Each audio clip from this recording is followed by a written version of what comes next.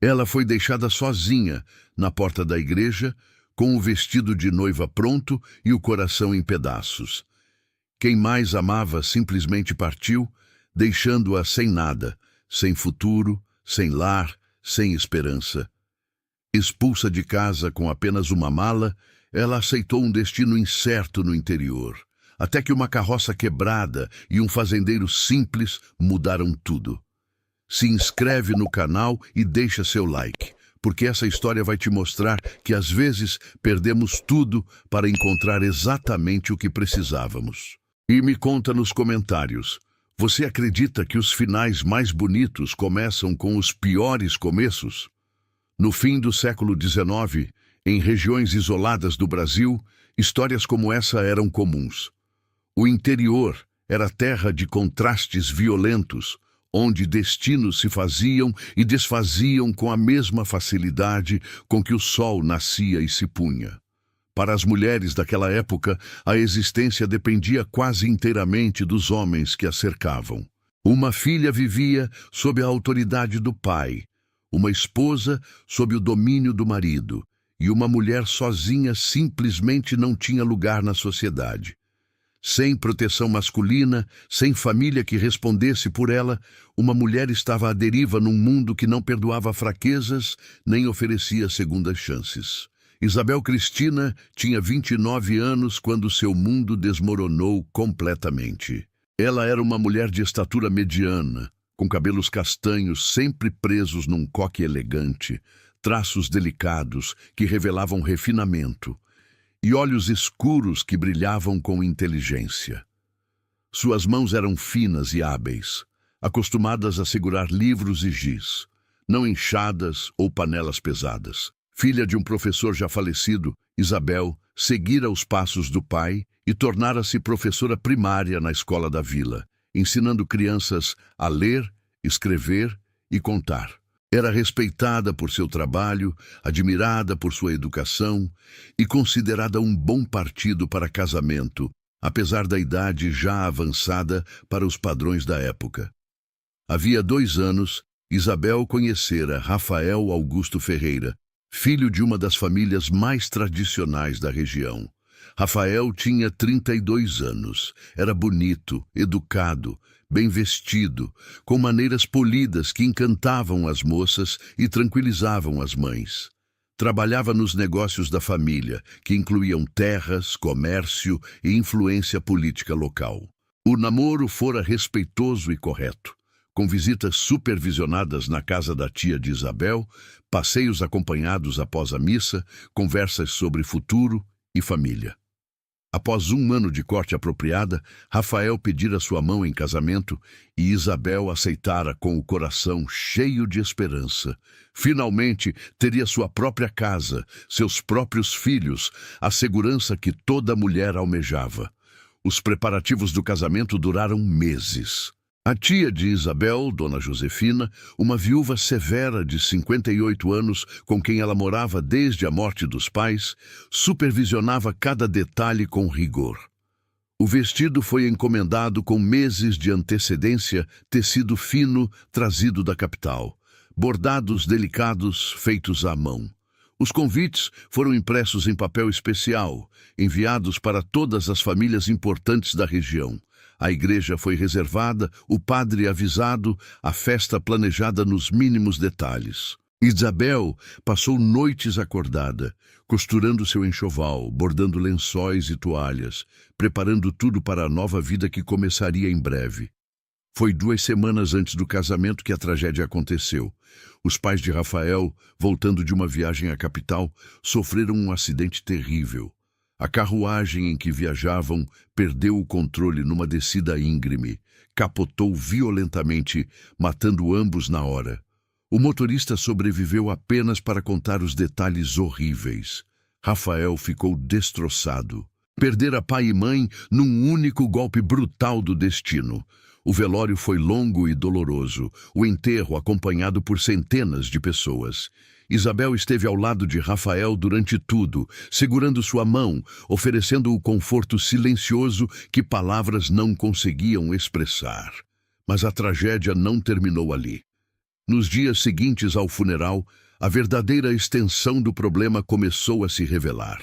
O pai de Rafael, que todos consideravam próspero e bem-sucedido, deixara dívidas enormes. Empréstimos mal planejados, investimentos que deram errado, garantias assinadas para amigos que não honraram compromissos. As dívidas eram tão grandes que ameaçavam não apenas a fortuna da família, mas as próprias propriedades. Rafael ficou responsável por tudo.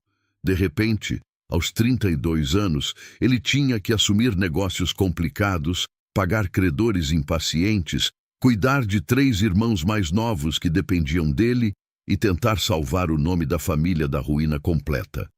A pressão foi imensa e imediata.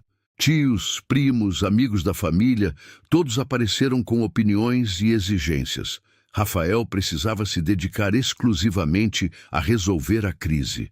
Não havia tempo para casamento, para esposa, para construir vida nova.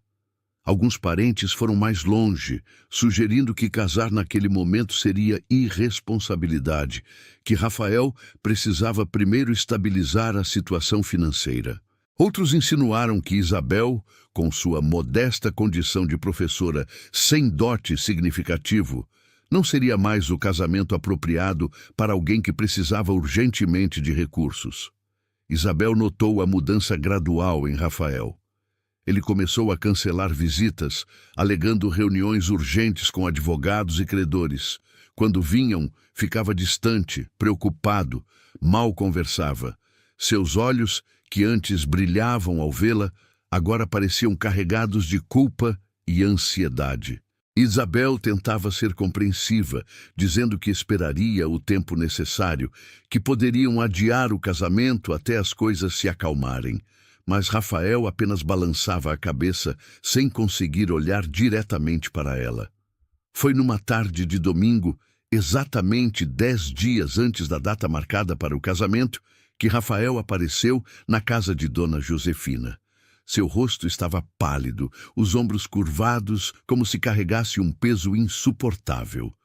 Isabel percebeu imediatamente que algo estava terrivelmente errado. Eles se sentaram na sala, com Dona Josefina estrategicamente presente como chaperona, e Rafael começou a falar. Sua voz era baixa, trêmula, carregada de emoção que ele lutava para controlar. Disse que pensara muito, que passara noites sem dormir, que tomara a decisão mais difícil de sua vida. Ele não podia se casar. Não naquele momento, talvez nunca. As responsabilidades eram grandes demais. Os problemas complexos demais. Ele tinha irmãos para criar, dívidas para pagar, um nome de família para restaurar. Não podia dividir sua atenção, não podia trazer uma esposa para uma vida de incertezas e privações.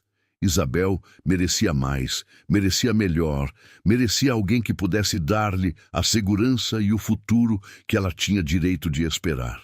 Ele a libertava do compromisso. Ela estava livre para encontrar outro homem, para construir a vida que ele não podia mais oferecer. Isabel ficou completamente imóvel, processando palavras que pareciam vir de muito longe. Sentiu como se estivesse caindo num poço sem fundo, como se o chão tivesse desaparecido sob seus pés. Tentou argumentar, dizendo que esperaria quanto tempo fosse necessário, que não se importava com dinheiro ou luxo, que só queria estar ao lado dele. Mas Rafael já tinha tomado sua decisão. Levantou-se, inclinou a cabeça num gesto formal de despedida e saiu da casa, sem olhar para trás. Isabel ficou sentada na sala, completamente paralisada, incapaz de chorar, incapaz de se mover, incapaz de aceitar que em 10 minutos toda sua vida planejada havia se desfeito. Dona Josefina reagiu com uma mistura de choque e indignação. Nos dias seguintes, tentou convencer Rafael a reconsiderar, enviou mensagens através de conhecidos comuns, até procurou parentes dele para interceder. Mas todos foram inflexíveis. A família Ferreira já tinha decidido que o casamento não aconteceria. Alguns foram educados na recusa, outros foram diretos ao ponto, dizendo que Rafael precisava casar com alguém que trouxesse dote, conexões, recursos que ajudassem a família naquele momento difícil. Uma professora sem fortuna não servia mais aos interesses deles. A notícia do rompimento se espalhou pela vila com a velocidade de um incêndio em capim seco. Todos sabiam que o casamento estava marcado, que os convites haviam sido enviados, que a festa estava planejada. O cancelamento repentino gerou fofocas intensas e cruéis. Algumas pessoas culpavam Rafael por abandonar a noiva às vésperas do casamento. Outras, porém, culpavam Isabel, dizendo que ela devia ter feito algo para afastá-lo, que talvez houvesse algum defeito nela que só ele percebera a tempo. As mulheres da vila, especialmente as mais velhas, olhavam para Isabel com uma mistura de pena e desaprovação, como se ela fosse mercadoria devolvida ao vendedor por apresentar defeito. O pior golpe veio uma semana depois. O diretor da escola onde Isabel lecionava, um homem de 65 anos chamado Professor Virgílio, chamou-a em seu escritório. Ele parecia constrangido, evitando olhar diretamente para ela enquanto explicava a situação. A escola recebia doações significativas da família Ferreira.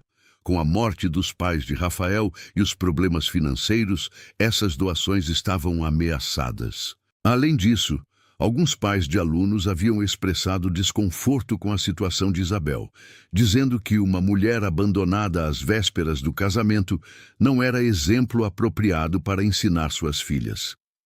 O conselho da escola decidira que seria melhor para todos se Isabel se afastasse. Claro, com toda a gratidão pelos anos de serviço dedicado, mas o afastamento era necessário e imediato. Isabel saiu da escola naquele dia carregando seus pertences numa caixa de madeira. Livros que comprara com seu próprio salário, cadernos com anotações de aulas, alguns desenhos que alunos lhe haviam dado. Caminhou de volta para a casa de Dona Josefina com passos lentos, sentindo os olhares curiosos e os sussurros das pessoas nas ruas. Em 2 semanas, perdera o noivo, o casamento, o trabalho e sua reputação. Sentia-se como se estivesse caindo num abismo sem fundo, sem nada para se segurar. A convivência com Dona Josefina tornou-se insuportável. A tia, que sempre fora severa, ficou ainda mais fria e distante.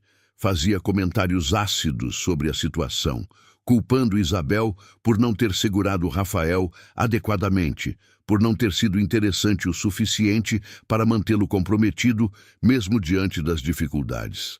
Dizia que Isabel, aos 29 anos, havia perdido sua última chance de casamento, que agora era tarde demais para encontrar outro pretendente. Quem iria querer uma mulher com quase 30 anos, sem dote, sem emprego e com a reputação manchada de ter sido rejeitada publicamente? Foi durante um jantar particularmente tenso, 3 semanas após o rompimento, que Dona Josefina deixou clara sua posição.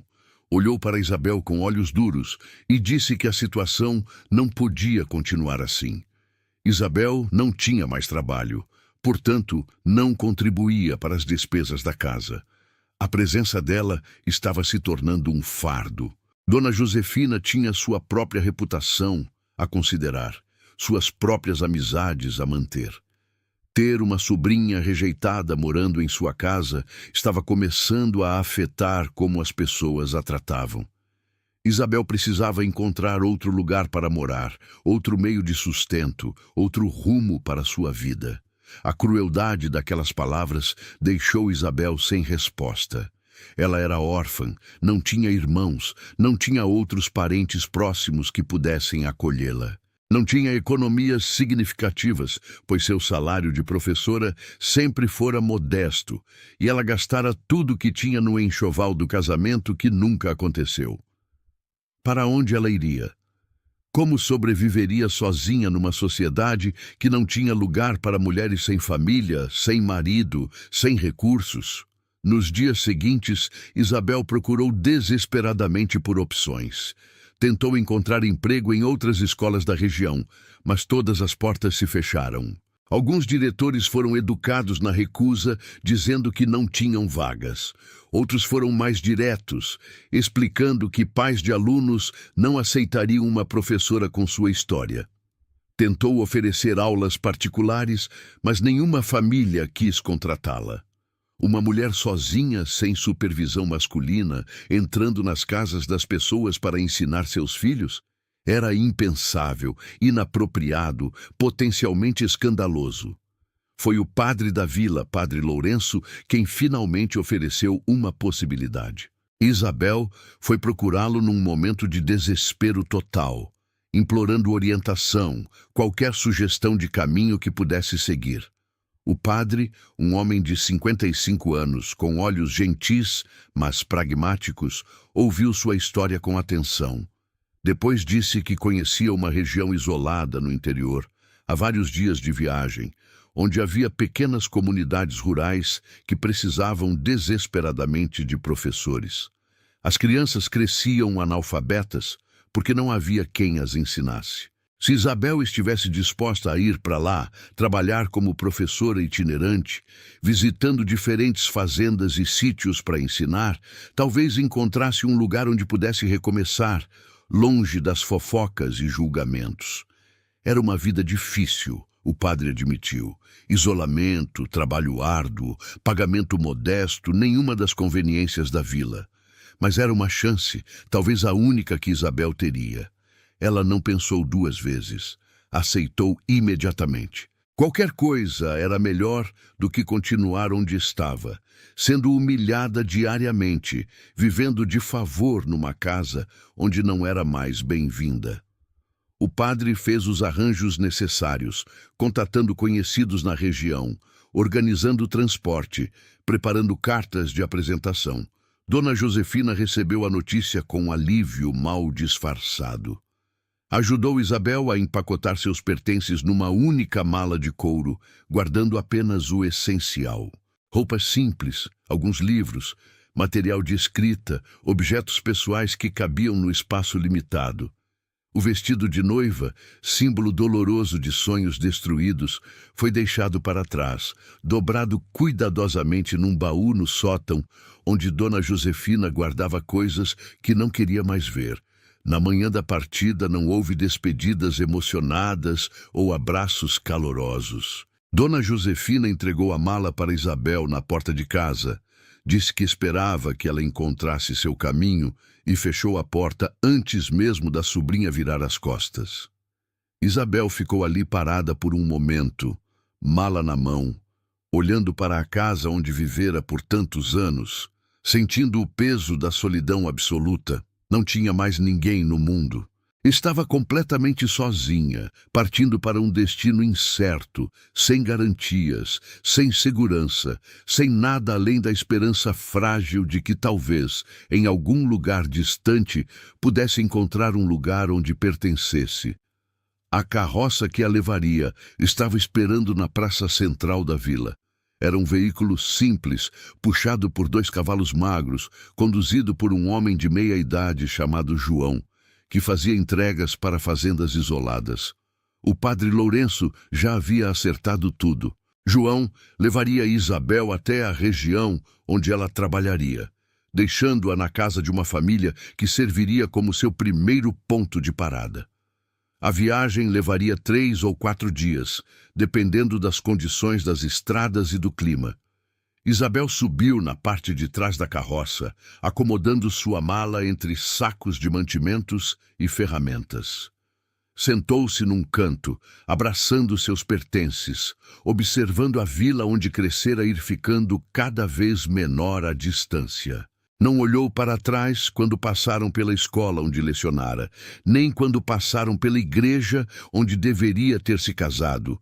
Manteve o olhar fixo à frente, no horizonte desconhecido, tentando reunir coragem para enfrentar o que viria.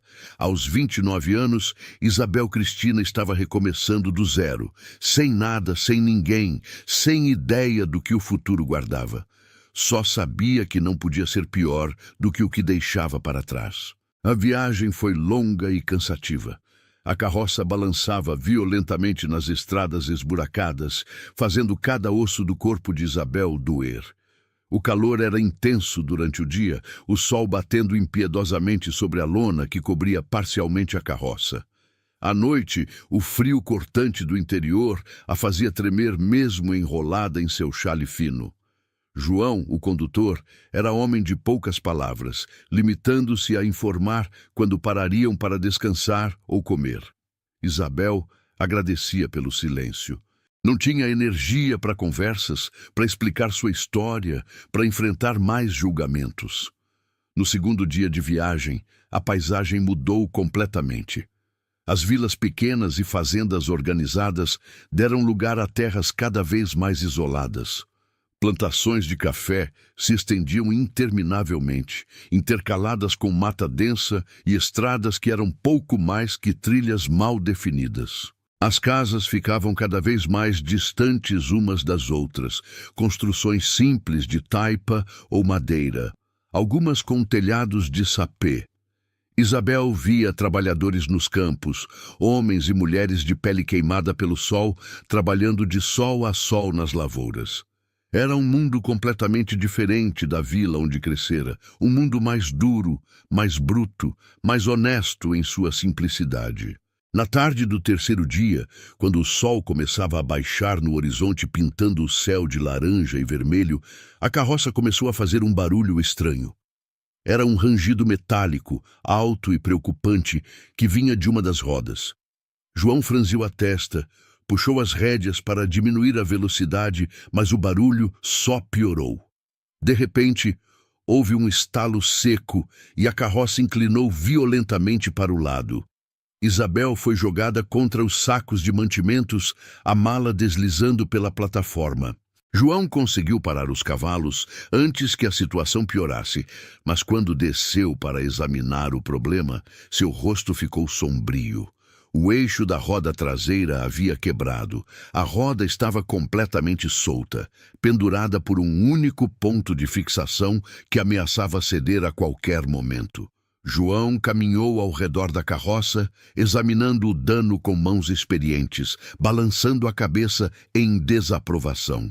Isabel desceu também, as pernas trêmulas depois de horas sentada, observando enquanto ele avaliava a situação. A conclusão não era boa. Não havia como consertar ali mesmo, não sem ferramentas apropriadas e uma peça de reposição. Eles estavam presos no meio do nada, com a noite se aproximando rapidamente.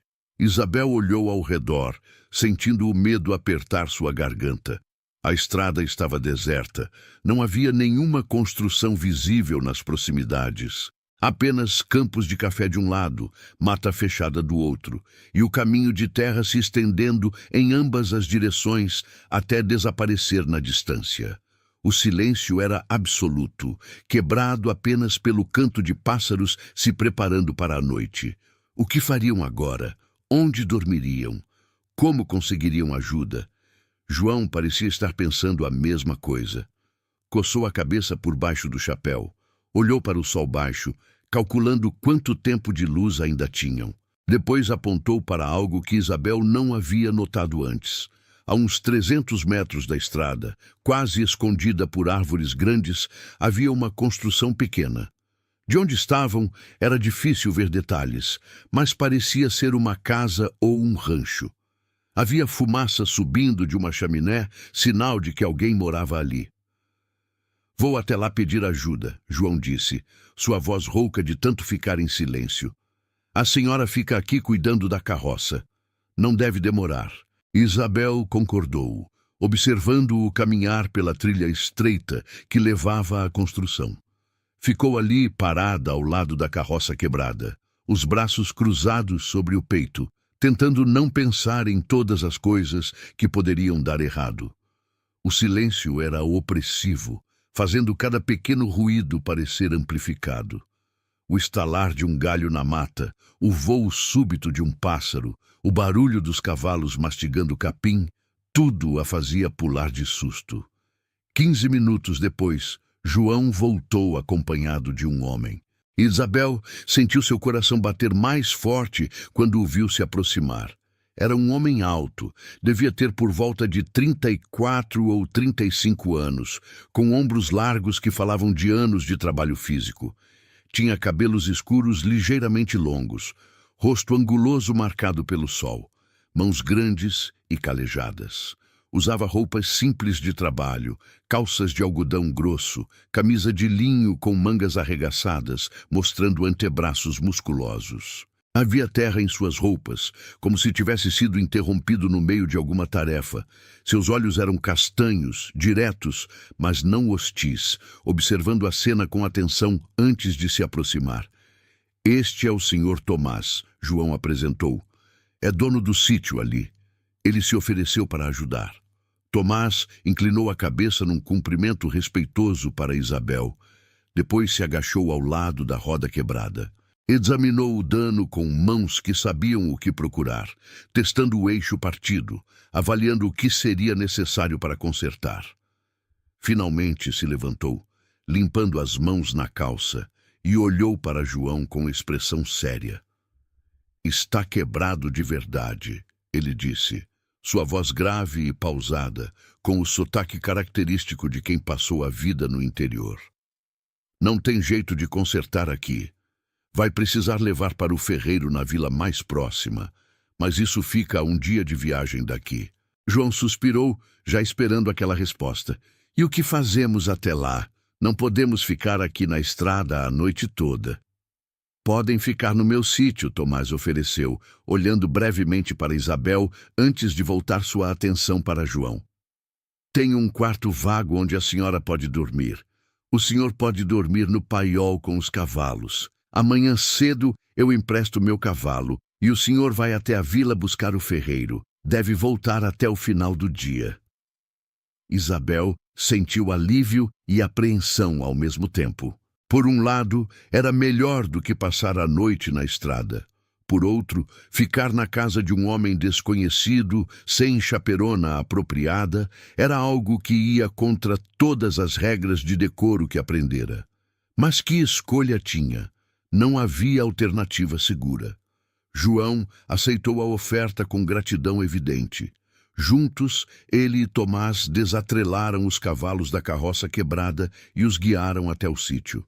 Isabel os seguiu a pé, carregando sua mala pesada, os pés doloridos de tanto ficar sentada e agora caminhando em solo irregular. O caminho até a casa levou cerca de 10 minutos, atravessando uma pequena plantação de milho e mandioca antes de chegar a uma clareira onde ficava a construção. O sítio de Tomás era modesto, mas bem cuidado. A casa era pequena, construída em madeira com telhado de telhas, varanda estreita na frente com 2 bancos rústicos. Havia uma horta lateral, onde Isabel podia ver pés de couve, tomate, abóbora crescendo em fileiras organizadas. Um galinheiro de madeira do outro lado, de onde vinham sons de galinhas se acomodando para a noite. Um poço com estrutura de pedra perto da entrada. Algumas árvores frutíferas espalhadas ao redor. Tudo falava de trabalho constante, de mãos que cuidavam da terra com dedicação e conhecimento. Tomás as guiou até dentro da casa. O interior era simples, mas surpreendentemente limpo e organizado. Uma sala principal servia como cozinha e área de estar, com fogão a lenha de um lado, mesa de madeira pesada no centro, algumas cadeiras simples, prateleiras com mantimentos e utensílios. As paredes eram de madeira nua, sem decoração além de um crucifixo pequeno pendurado perto da porta. O chão era de tábuas largas, gastas, mas bem varridas. Havia 2 quartos pequenos, um que claramente Tomás usava, outro que parecia servir como depósito. Vou limpar o quarto vago para a senhora, Tomás disse, já começando a mover caixas e ferramentas que estavam guardadas ali. Não é nada luxuoso, mas tem uma cama e está limpo. Isabel observou enquanto ele trabalhava, movendo objetos pesados com facilidade, varrendo o chão rapidamente, trocando os lençóis da cama por outros tirados de um baú de madeira. Seus movimentos eram eficientes, práticos, sem desperdício de energia. Era claramente homem acostumado a cuidar de si mesmo, a fazer todas as tarefas necessárias para manter uma casa funcionando sem ajuda de ninguém. Pronto, ele disse finalmente, saindo do quarto para dar espaço a Isabel. A senhora pode descansar. Vou preparar comida para todos. Se precisar de água para se lavar, tem um balde e uma bacia ali no canto. Isabel agradeceu com voz baixa e entrou no quarto, fechando a porta atrás de si. Colocou a mala no chão e sentou na cama, sentindo o colchão simples, mas confortável sob ela. As paredes do quarto eram nuas. Havia uma janela pequena com vista para a horta, uma prateleira vazia, um gancho na parede para pendurar roupas. Nada mais, mas era limpo, seguro, e depois de 3 dias viajando numa carroça desconfortável, parecia o paraíso. Ela se lavou rapidamente com a água do balde, trocou de roupa, penteou os cabelos e os prendeu novamente. Quando saiu do quarto, encontrou Tomás preparando comida no fogão a lenha. O cheiro que vinha da panela de ferro era simples, mas apetitoso. Arroz, feijão, algumas verduras da horta. João estava sentado à mesa, tirando as botas sujas, claramente exausto da viagem. Tomás serviu comida para os 3 em pratos de barro, colocou uma jarra de água no centro da mesa e se sentaram para comer. A refeição foi silenciosa no início. Isabel comia devagar, percebendo como estava faminta. A comida era simples, mas bem feita, temperada com sal e alho, nutritiva e satisfatória. Tomás comia com apetite de quem trabalhou duro o dia inteiro. João engolia grandes bocados entre goles de água. Foi somente quando terminaram que a conversa começou. João explicou para onde estavam indo, mencionou que Isabel era professora contratada para ensinar em fazendas isoladas da região. Tomás ouviu com atenção, seus olhos se fixando em Isabel com o que parecia ser interesse genuíno. Professora, ele repetiu, como se testando a palavra na boca. Deve saber muita coisa então. Sabe ler, escrever, fazer contas. Isabel concordou modestamente. Aprendi com meu pai, que também era professor. Ensinei em uma escola por vários anos. Tomás ficou em silêncio por um momento, olhando para as próprias mãos calejadas sobre a mesa. Deve ser bom saber ler, ele disse finalmente, sua voz carregada com algo que Isabel não conseguiu identificar. Vergonha, talvez, ou melancolia. Eu nunca aprendi. Ninguém aqui por perto sabe. A gente trabalha a terra, cuida dos animais, sobrevive do jeito que pode. Mas letras e números, isso é coisa que passou longe de mim. Não precisa ter vergonha disso, Isabel disse gentilmente. Muitas pessoas não tiveram oportunidade de aprender. Não é falta de inteligência, é falta de chance. Tomás a olhou, e pela primeira vez, Isabel viu um pequeno sorriso formar nos cantos de sua boca. Era um sorriso triste, mas genuíno. A senhora é gentil em dizer isso. A maioria das pessoas com educação olha para a gente como eu, como se fôssemos burros. Como se não saber ler fizesse de nós menos gente. Isabel sentiu algo apertar em seu peito. Havia uma dignidade naquele homem, uma honestidade direta que contrastava fortemente com as pessoas educadas, mas falsas que conhecera na vila. Rafael tinha todas as letras do mundo, sabia citar poetas e discutir política, mas não tivera coragem de honrar sua palavra. Tomás mal sabia escrever o próprio nome, mas oferecera abrigo a estranhos sem hesitar, sem pedir nada em troca. Depois do jantar, João foi dormir no paiol como combinado. Tomás ficou na sala principal, alimentando o fogo no fogão para manter a casa aquecida durante a noite fria. Isabel se retirou para o quarto, mas teve dificuldade em dormir. Ficou deitada no escuro, ouvindo os sons da noite no campo, grilos cantando, o vento nas árvores, pequenos animais se movendo no mato. Pensou em como sua vida mudara drasticamente em poucas semanas. De professora respeitada e noiva prestes a casar, para a mulher abandonada viajando para lugar desconhecido, dormindo na casa de um fazendeiro analfabeto no meio do nada. Na manhã seguinte, acordou com o som de galos cantando e o cheiro de café fresco. Quando saiu do quarto, encontrou Tomás já acordado, preparando o café da manhã. Havia bolo de fubá ainda quente, manteiga amarela feita em casa, café forte adoçado com rapadura. João já estava pronto para partir, ansioso para chegar à vila e encontrar o ferreiro. Tomás emprestou seu cavalo conforme prometera, deu instruções de como chegar à vila mais próxima, e João partiu logo após o café, prometendo voltar antes do anoitecer com o ferreiro e as peças necessárias. A partida de João deixou Isabel numa situação estranha. Estava sozinha com Tomás, sem chaperona, sem supervisão apropriada. Em circunstâncias normais, seria escandaloso, completamente inapropriado. Mas aquelas não eram circunstâncias normais. Ela estava no meio do nada, sem alternativas, dependente da hospitalidade daquele homem. E, surpreendentemente, não sentia medo dele.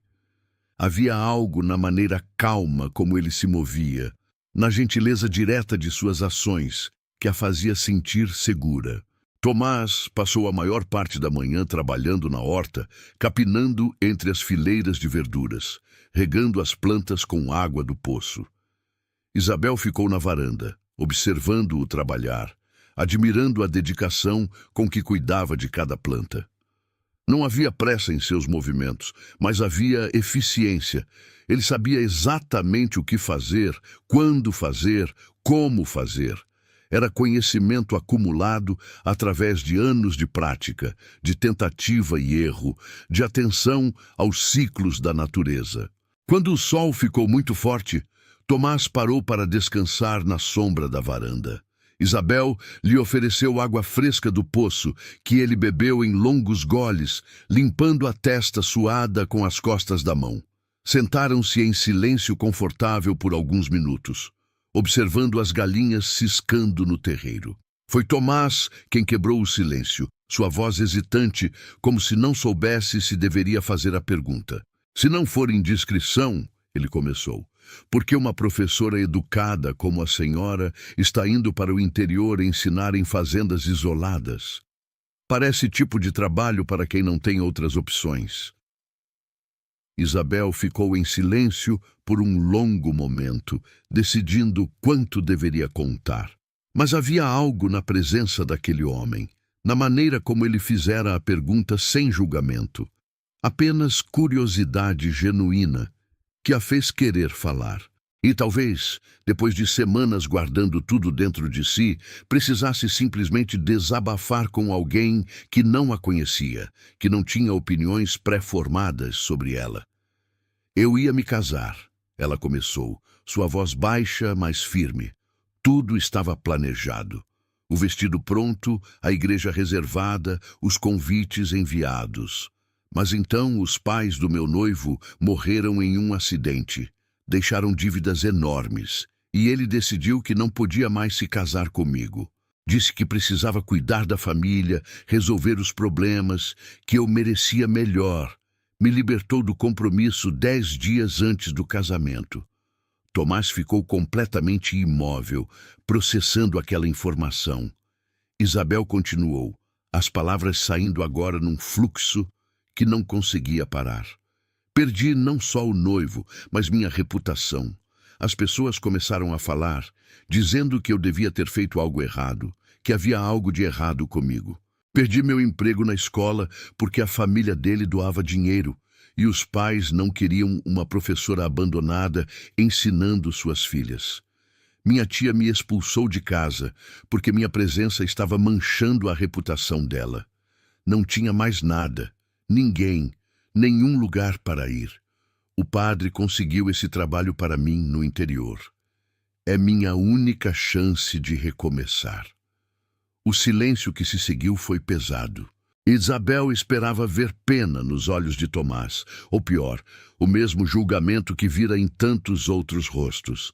Mas quando ele finalmente falou, sua voz carregava apenas indignação sincera. Que tipo de homem abandona uma mulher assim? Que tipo de família expulsa alguém do próprio sangue? Isso não é certo, não é justo.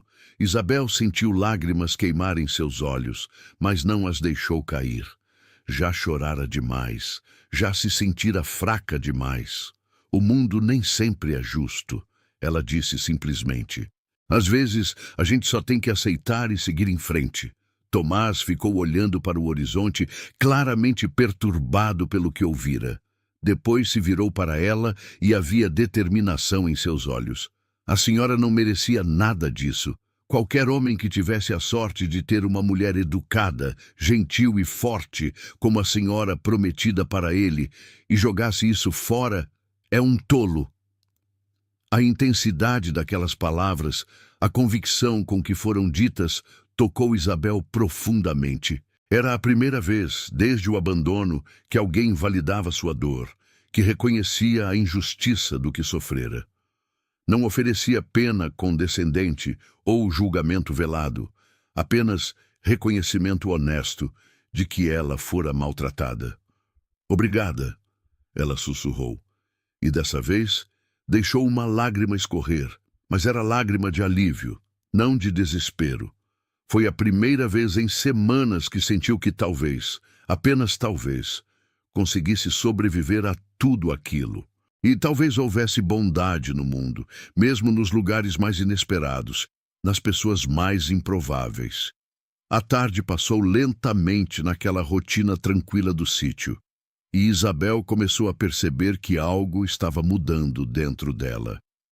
Algo que ainda não compreendia completamente, mas que a fazia olhar para aquele homem simples, com olhos completamente novos. João voltou no final da tarde como prometera, trazendo consigo o ferreiro da vila, um homem de meia idade com ferramentas pesadas e peças de reposição. Trabalharam até o anoitecer, consertando o eixo quebrado, substituindo partes danificadas, testando a roda até garantir que estava segura para a viagem. Quando terminaram, a noite já havia caído completamente, e o ferreiro disse que seria perigoso viajar no escuro por estradas tão ruins. Melhor passar mais uma noite ali e partir ao amanhecer. Tomás ofereceu acomodação para todos sem hesitar. O ferreiro dormiu no paiol com João. Isabel manteve o quarto que ocupara na noite anterior. Durante o jantar, os homens conversaram sobre o trabalho, sobre as condições das estradas, sobre notícias da vila. Isabel participou pouco, apenas observando, notando como Tomás era respeitado pelo ferreiro, como suas opiniões eram ouvidas com atenção, apesar de sua falta de educação formal. Havia uma inteligência natural naquele homem, uma sabedoria prática que vinha da experiência e da observação cuidadosa do mundo ao seu redor. Naquela noite, Isabel teve dificuldade em dormir novamente. Amanhã partiria, continuaria sua viagem para o destino final, começaria sua nova vida como professora itinerante. Deveria estar ansiosa, nervosa, preocupada com o futuro incerto. Mas, em vez disso, sentia uma estranha relutância em partir. Havia algo naquele lugar simples, naquela casa modesta, na presença daquele homem honesto, que a fazia sentir mais em paz do que se sentira em meses. Era como se pela primeira vez em muito tempo estivesse respirando ar puro depois de ter estado presa num lugar abafado. Na manhã seguinte, todos acordaram cedo. João e o ferreiro prepararam a carroça, verificaram as rodas, arrumaram a carga. Isabel empacotou suas poucas posses, arrumou o quarto onde dormira, deixando tudo limpo e organizado como encontrara. Quando saiu da casa, viu Tomás parado na varanda, observando os preparativos com expressão pensativa. Seus olhos encontraram os dela por um momento, e Isabel viu algo ali que não conseguiu decifrar. Hesitação, talvez, ou arrependimento por algo não dito. Ela se aproximou para se despedir, estendendo a mão formalmente. Obrigada pela hospitalidade, Sr. Tomás. O senhor foi muito gentil comigo. Tomás pegou sua mão, apertou-a com firmeza respeitosa, mas não a soltou imediatamente. Ficou segurando por um momento a mais do que seria apropriado, seus olhos estudando o rosto dela como se estivesse memorizando cada detalhe. Depois, largou abruptamente, deu um passo para trás, passou a mão pelos cabelos num gesto de frustração ou incerteza. "Espera", ele disse de repente, sua voz mais alta do que pretendia. "Preciso falar com a senhora, em particular." João e o ferreiro trocaram olhares, mas discretamente se afastaram, fingindo verificar os arreios dos cavalos. Isabel sentiu seu coração bater mais forte. Havia urgência na voz de Tomás, uma intensidade que não estivera ali antes. Eles caminharam alguns passos para o lado, longe dos ouvidos curiosos. Tomás parou, virou-se para ela, e Isabel viu que ele estava nervoso. Suas mãos abriam e fechavam ao lado do corpo. Sua mandíbula estava tensa. "Eu sei que não tenho direito de pedir isso", ele começou, as palavras saindo rápidas e atropeladas. "Sei que a senhora tem compromissos, tem trabalho esperando, tem planos, mas eu preciso fazer uma proposta, e preciso fazer agora, antes que a senhora vá embora e eu perca a coragem." Isabel ficou completamente imóvel, esperando. Tomás respirou fundo, como se estivesse prestes a pular de um penhasco. "Nesses 2 dias que a senhora passou aqui, eu percebi algo. Percebi que minha vida é vazia. Trabalho sozinho, como sozinho, durmo sozinho. Cuido da terra, cuido dos animais, mas não tenho ninguém para compartilhar nada disso." Ele fez uma pausa, olhando diretamente em seus olhos. "A senhora é diferente de todas as mulheres que conheci. É educada, mas não olha para mim como se eu fosse menos por não saber ler. É da cidade, mas não desprezou minha casa simples. Passou por coisas terríveis, mas ainda tem gentileza no coração. Eu sei que estou sendo louco, sei que a senhora vai achar que sou maluco, mas preciso perguntar: case-se comigo." O silêncio que se seguiu foi absoluto. Isabel sentiu como se o mundo tivesse parado de girar. Tinha certeza de que ouvira errado, que sua mente cansada estava pregando peças. Mas Tomás continuou falando, as palavras saindo agora num fluxo desesperado. "Não seria casamento normal. Não estou pedindo amor. Não estou pedindo nada que a senhora não queira dar. Seria acordo prático. A senhora teria casa própria, segurança, respeitabilidade. Não precisaria viver de fazenda em fazenda, dependendo da bondade de estranhos. Teria seu próprio lar." "E o que o senhor ganharia com isso?" Isabel perguntou, ainda processando aquela proposta absurda. "Ganharia uma esposa educada que pode me ensinar a ler e escrever." Tomás respondeu com honestidade brutal. "Ganharia companhia, alguém para conversar, para dividir as refeições, para tornar esta casa menos solitária. E ganharia a chance de defender minhas terras." Ele hesitou, depois continuou. "Há um problema que não mencionei antes. Este sítio foi herança de um tio distante que morreu sem filhos. Ele me deixou tudo porque eu era o único parente que se importou em visitá-lo quando estava velho e doente. Mas tem um fazendeiro vizinho, Coronel Vasconcelos, que quer essas terras. Ele tem dito por aí que eu, sendo analfabeto e sem família, não tenho capacidade de manter propriedade. Tem pressionado as autoridades a questionarem a validade da herança." Isabel começava a entender.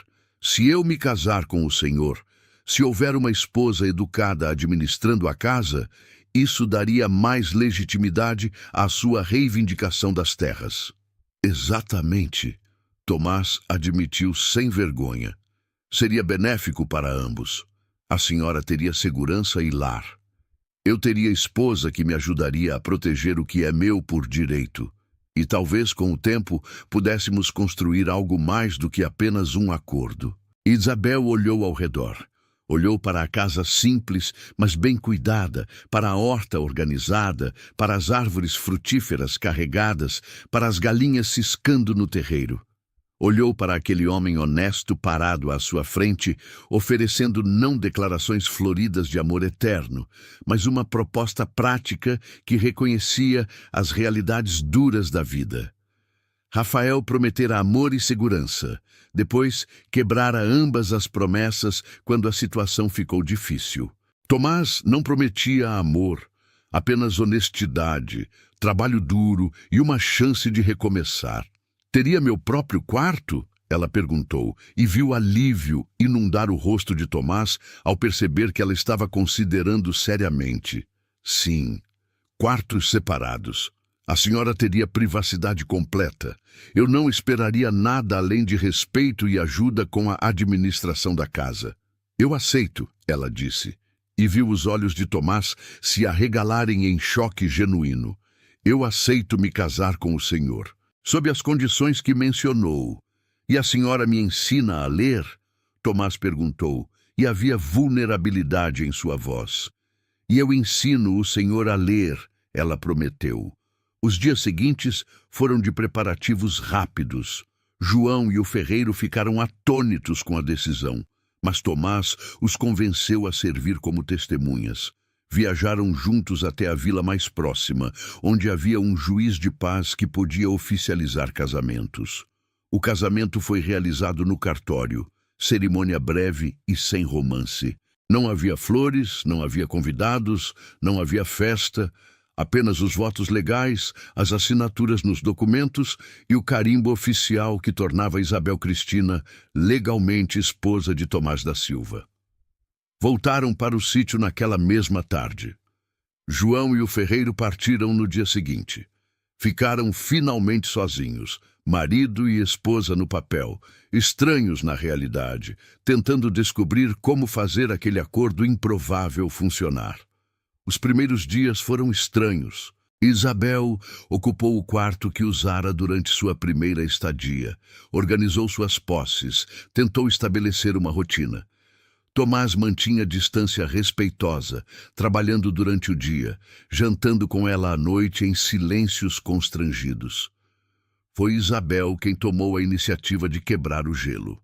Uma manhã, preparou café e bolo de fubá, e quando Tomás desceu para começar seu dia, encontrou a mesa posta e comida quente esperando.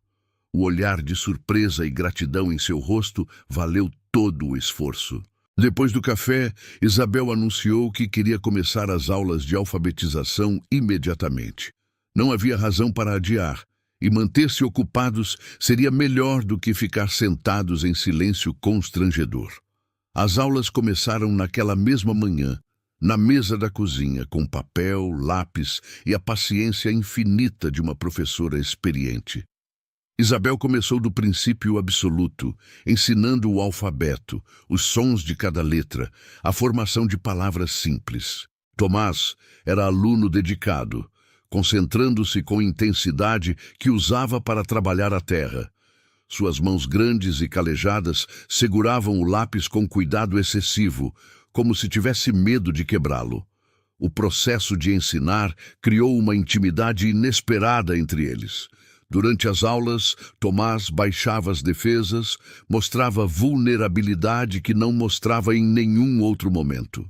Admitia quando não entendia, pedia ajuda sem vergonha, comemorava cada pequena vitória com sorrisos genuínos que transformavam seu rosto sério.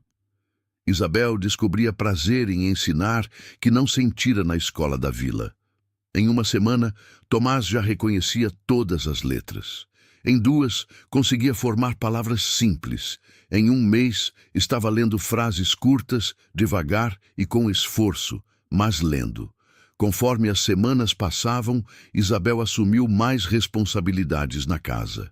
Reorganizou a cozinha de forma mais eficiente, plantou ervas medicinais no jardim, consertou roupas de Tomás que estavam rasgadas, fez cortinas simples para dar mais aconchego aos cômodos. Tomás começou a incluí-la em decisões sobre o sítio.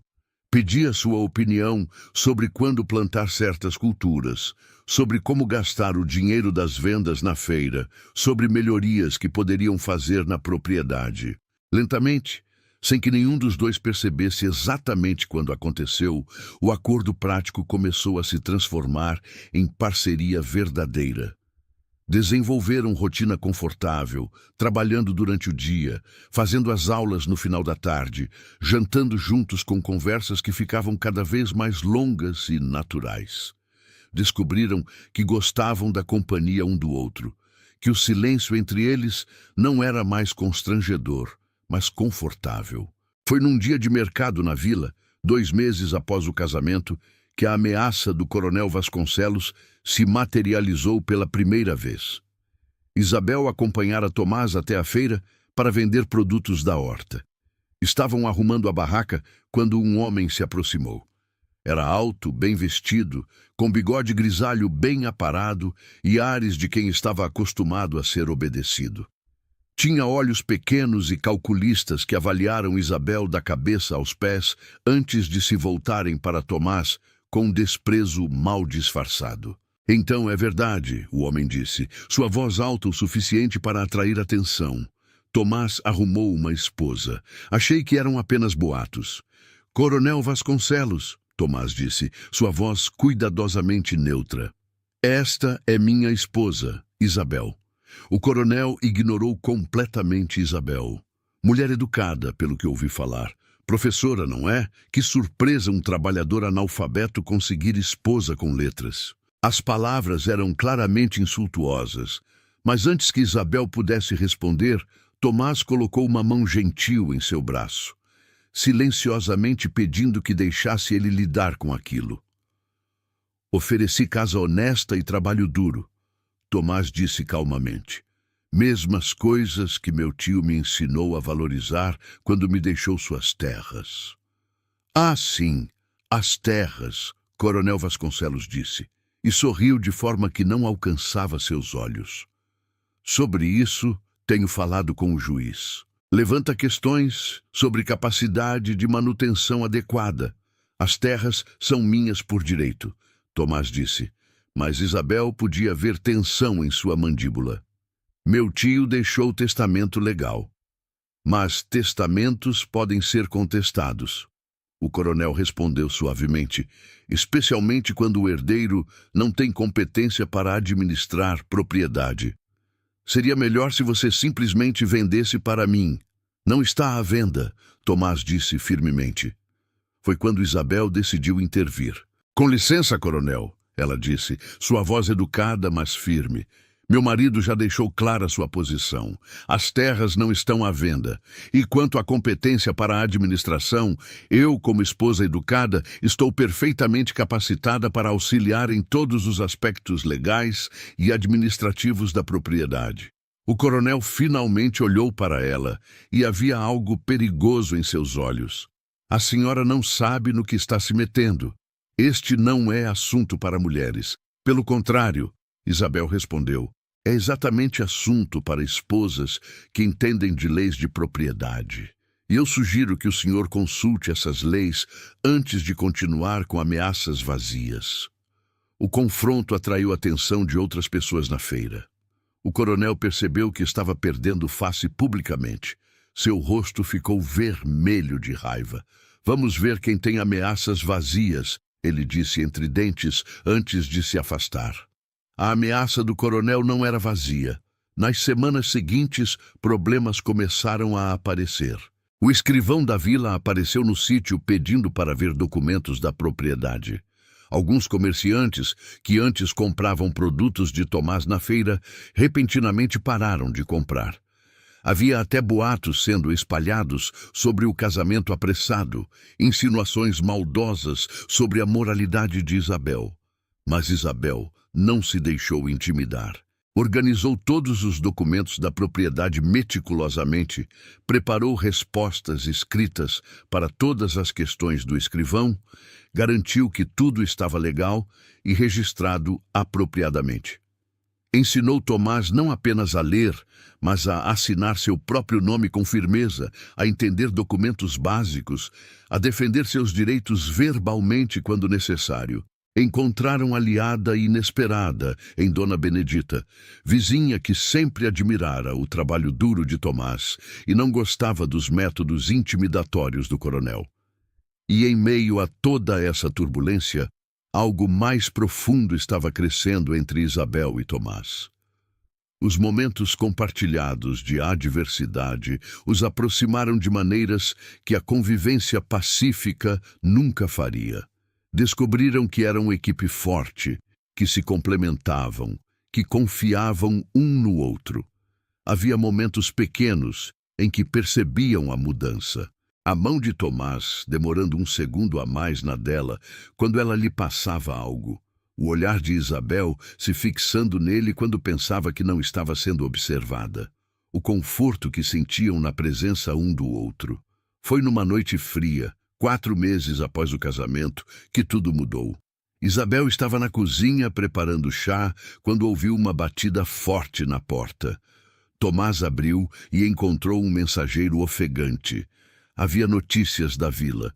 O coronel Vasconcelos entrara oficialmente com processo contestando a herança, alegando que o testamento do tio de Tomás fora forjado. Era mentira completa, mas era mentira com poder por trás. Havia convocação para Tomás comparecer em audiência na vila dentro de 3 dias. Isabel viu o medo nos olhos de Tomás pela primeira vez. Não era medo físico, mas medo de perder tudo que construíra. Nós vamos lutar, Isabel disse com ferocidade. Vamos reunir todas as testemunhas. Vamos provar que cada palavra do coronel é mentira. E passaram os próximos 3 dias trabalhando freneticamente. Isabel escreveu depoimentos, organizou documentos, preparou argumentos. Tomás visitou todos que conheciam seu tio, pedindo que testemunhassem a verdade. Na noite antes da audiência, Isabel estava sentada à mesa revisando papéis, quando Tomás sentou ao lado dela. Pegou sua mão, surpreendendo-a. Independente do que acontecer amanhã, ele disse com voz rouca, quero que você saiba que estes últimos meses foram os melhores da minha vida. Você transformou esta casa num lar. Isabel sentiu algo se romper dentro dela, todas as defesas que mantivera. Percebeu com clareza cristalina que estava apaixonada por aquele homem honesto que lhe oferecera respeito, quando o mundo lhe oferecera apenas desprezo. Não vamos perder, ela disse com firmeza, apertando sua mão. Vamos lutar e vamos vencer, porque este é nosso lar, nossa vida, e ninguém vai tirar isso de nós. A manhã da audiência amanheceu nublada e fria. Isabel acordou antes do sol nascer, vestiu seu melhor vestido, o único que trouxera na mala e que agora parecia simbolizar tudo que deixara para trás.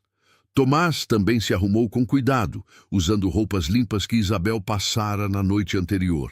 Não eram roupas finas como as do coronel, mas eram dignas, honestas, adequadas para um homem trabalhador, defendendo o que era seu por direito. Viajaram até a vila em silêncio tenso, levando consigo a pasta de couro onde Isabel organizara meticulosamente todos os documentos. O testamento original do tio de Tomás, cartas trocadas entre eles ao longo dos anos, recibos de impostos pagos, testemunhos escritos de vizinhos que conheciam a relação entre tio e sobrinho. Isabel revisara tudo dezenas de vezes, garantindo que não havia brechas, nenhum ponto fraco que o coronel pudesse explorar. A audiência foi realizada na casa do juiz, um cômodo amplo que servia como tribunal improvisado naquela região isolada. O juiz era homem de 60 anos chamado Doutor Américo, conhecido por ser justo, mas também por ser pragmático demais, tendendo a favorecer quem tinha mais poder e influência. O coronel Vasconcelos já estava lá quando chegaram, sentado confortavelmente numa cadeira, acompanhado por seu advogado, um homem magro de óculos que carregava uma pasta ainda maior que a de Isabel. O coronel olhou para Tomás e Isabel com um sorrisinho de superioridade, como se já soubesse o resultado daquela audiência. Isabel sentiu raiva ferver dentro dela, mas manteve o rosto sereno, a postura ereta. Não daria a ele a satisfação de vê-la intimidada. Tomás apertou sua mão brevemente antes de soltá-la, um gesto pequeno que dizia tudo. Estamos juntos nisso. Vamos enfrentar juntos. O juiz deu início à audiência com formalidade apropriada. O advogado do coronel apresentou primeiro seus argumentos, falando com voz arrastada e presunçosa sobre irregularidades alegadas no testamento, sobre a incapacidade de Tomás para administrar propriedade, sobre o interesse público em garantir que terras produtivas ficassem em mãos competentes. Eram argumentos vazios, baseados em insinuações e preconceitos, mas eram apresentados com verniz de legalidade que poderia convencer um juiz predisposto a favorecer o poderoso. Quando chegou a vez de Tomás se defender, Isabel se levantou. Com licença, Vossa Senhoria, ela disse com voz clara e firme. Com a permissão do meu marido, gostaria de apresentar nossa defesa. O juiz hesitou, olhando para Tomás. Sua esposa vai falar por você? Tomás se levantou também. Minha esposa é mulher educada que entende de leis melhor do que eu. Mas eu vou falar também no momento certo. Por enquanto, ela tem minha confiança completa para nos representar. O juiz assentiu, permitindo que Isabel prosseguisse. Ela abriu a pasta e começou metodicamente a destruir cada argumento do coronel. Apresentou o testamento original, apontando os selos oficiais, as assinaturas de testemunhas respeitáveis, a data de registro no cartório. Mostrou cartas que o tio escrevera para Tomás ao longo de anos, cartas simples, mas tocantes, que falavam de gratidão por visitas regulares, por cuidados na velhice, por ser o único parente que se importara quando ele ficou doente. Isabel apresentou testemunhos de vizinhos que confirmavam o relacionamento próximo entre tio e sobrinho. Apresentou recibos, provando que Tomás pagara todos os impostos da propriedade desde a morte do tio, cumprira todas as obrigações legais, mantivera a terra produtiva. Mostrou que não havia nenhuma irregularidade, nenhuma questão legal legítima, apenas a ganância de um homem poderoso querendo tomar o que não lhe pertencia. Quando terminou, o silêncio na sala era absoluto. O advogado do coronel tentou contra-argumentar, mas suas palavras soavam fracas contra a evidência sólida que Isabel apresentara. O coronel Vasconcelos estava visivelmente irritado, seus dedos tamborilando na mesa, seu rosto ficando cada vez mais vermelho. O juiz estudou os documentos cuidadosamente, sua expressão revelando pouco. Finalmente olhou para Tomás. Senhor Tomás, o juiz disse, o senhor tem algo a acrescentar? Tomás se levantou, e Isabel viu suas mãos tremendo levemente. Mas quando ele começou a falar, sua voz era firme, carregada de dignidade simples que nenhuma educação formal poderia ensinar. Vossa Senhoria, meu tio era homem bom que trabalhou a vida toda naquelas terras. Quando ficou velho e doente, todo mundo esqueceu dele. Menos eu. Eu visitava toda semana, levava comida, cuidava do que ele precisava, ficava conversando mesmo quando ele já não conseguia falar direito. Tomás fez uma pausa, engolindo em seco. Ele me deixou as terras não porque eu sabia ler, mas porque eu me importei com ele quando era apenas um velho sozinho esperando morrer. Disse que eu merecia porque tinha coração bom, não porque tinha educação. E talvez ele estivesse certo. Talvez o que importa não seja quantas letras você sabe, mas que tipo de homem você é. O coronel ali quer minhas terras porque é ganancioso. Eu quero minhas terras porque meu tio confiou em mim para cuidar delas. Essa é a diferença. O discurso simples, mas poderoso de Tomás teve efeito visível. O juiz ficou em silêncio por longo momento, olhando de Tomás para o coronel, depois para Isabel. Finalmente bateu com o martelo na mesa. Minha decisão é a seguinte: todas as evidências apresentadas pela defesa confirmam a legitimidade do testamento e da herança. Não há base legal para a contestação. O processo movido pelo coronel Vasconcelos é rejeitado. As terras permanecem propriedade legítima de Tomás da Silva. Esta audiência está encerrada. O alívio que Isabel sentiu foi tão intenso que suas pernas quase falharam. Tomás a segurou pelo braço, seus olhos brilhando com lágrimas que ele não tentou esconder. Venceram. Contra todas as probabilidades, contra um adversário poderoso, venceram. O coronel Vasconcelos saiu da sala com passos furiosos, seu advogado correndo atrás tentando acalmá-lo. Mas Isabel não se importava com a raiva dele. Importava-se apenas com o homem ao seu lado, o homem que oferecera acordo prático e se tornara algo muito mais importante. Saíram do tribunal para o ar fresco da manhã.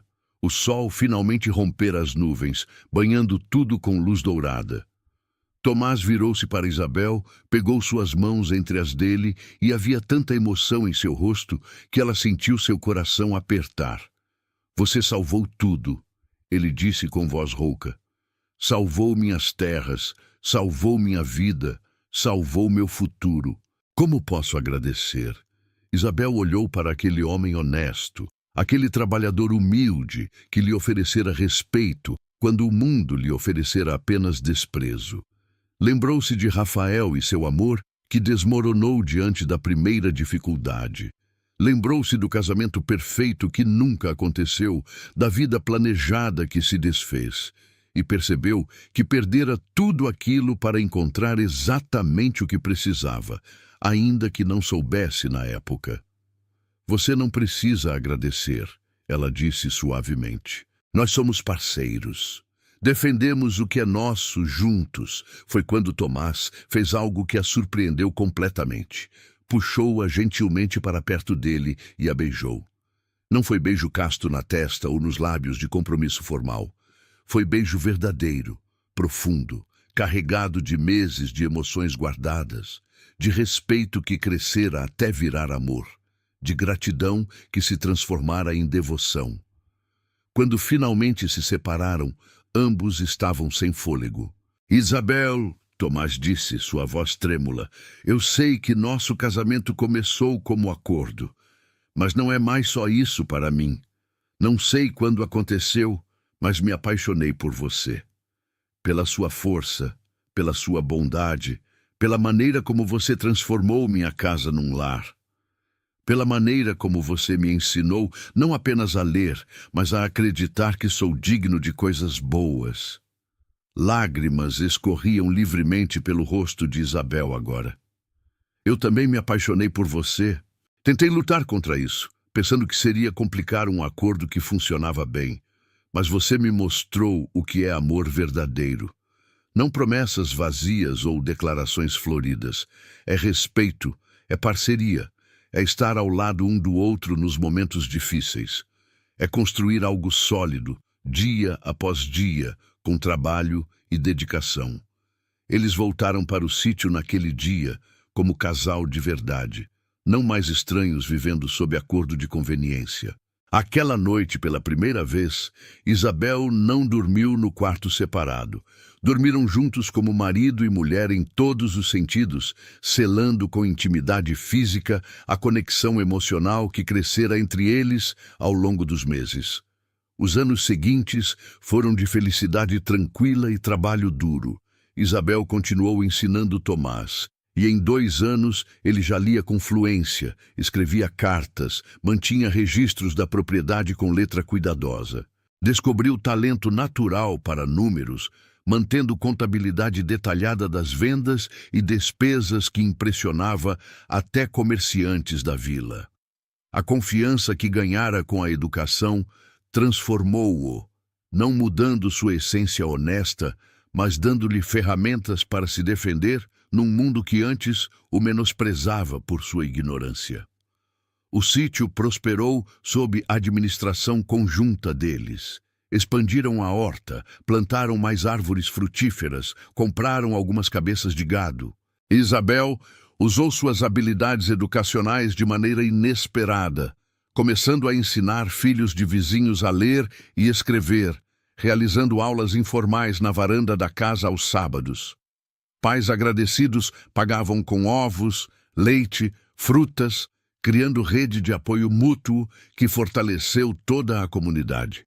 Dona Benedita tornou-se amiga próxima, visitando regularmente, trazendo fofocas inofensivas da vila, oferecendo conselhos sobre plantio e criação de animais. Foi ela quem estava presente quando Isabel descobriu que estava grávida, 2 anos após o casamento. A notícia encheu Tomás de alegria, que ele não conseguia esconder. Trabalhava cantando, planejava melhorias na casa para acomodar o bebê, construiu berço de madeira com as próprias mãos. O coronel Vasconcelos nunca tentou novamente tomar as terras, mas também nunca se tornou amigável. Mantinha distância fria, ignorando Tomás nas poucas ocasiões em que se encontravam na vila. Isabel não se importava. Tinham vencido, tinham construído vida boa, e a opinião dele não significava nada para ela. A filha deles nasceu numa manhã de primavera, com parto assistido por parteira local e Dona Benedita. Era menina pequena, mas forte, com cabelos escuros do pai e olhos atentos da mãe. Chamaram-na de Clara, porque trouxe clareza e luz para vidas que antes eram solitárias e escuras. Tomás chorou quando a segurou pela primeira vez. Esse homem forte, que trabalhava sol a sol sem reclamar, desmoronando diante do milagre pequeno em seus braços. Clara cresceu cercada de amor, correndo pelos campos, aprendendo a plantar com o pai, aprendendo a ler com a mãe. Aos 5 anos, já ajudava na horta. Aos 7, lia melhor que muitos adultos da região. Era criança feliz que conhecia apenas segurança e carinho, completamente alheia aos começos difíceis de seus pais. Mais filhos vieram. Um menino 2 anos depois de Clara, forte e teimoso como o pai. Depois gêmeas, que encheram a casa de risadas e bagunça. A casa pequena foi expandida, novos quartos adicionados, a cozinha ampliada para acomodar família crescente. O que começara como sítio modesto de homem solteiro transformou-se em lar vibrante, cheio de vida e amor. Isabel às vezes pensava em Rafael, perguntando-se que vida teria tido se ele não a abandonasse. Seria esposa respeitável na vila, talvez com filhos também, mas vivendo sempre sob sombra de dívidas e obrigações familiares dele. Nunca teria conhecido Tomás.